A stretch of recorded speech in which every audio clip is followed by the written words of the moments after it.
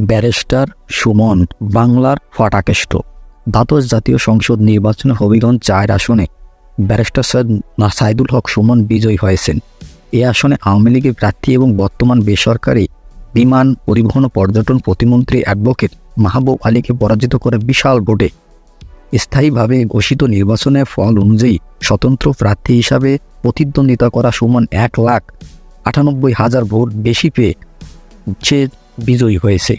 Supreme কোর্টের আইনজীবী সুমন ২০২১ সালে যুবলীগের কেন্দ্রীয় কমিটির পদ থেকে বহিষ্কৃত হন। সামাজিক যোগাযোগ মাধ্যমে নিয়মিত উপস্থিতি দিয়েই তিনি নেটিজেনদের মধ্যে বেশ জনপ্রিয়তা অর্জন করে, কিন্তু তার মূলে যে এত জনপ্রিয়তা অর্জন করতে পেরেছে হবিগঞ্জ ৪ আসন থেকে সেটা কল্পনার বাইরে ছিল, এমনটাই বলেছে হবিগঞ্জ ৪ আসন থেকে নবনির্বাচিত জয়ী ব্যারিস্টার সুমন। তিনি বলেছেন, আমি যে এতটা জনপ্রিয় হব আমার এলাকায় আমি ধারণা করতে পারিনি।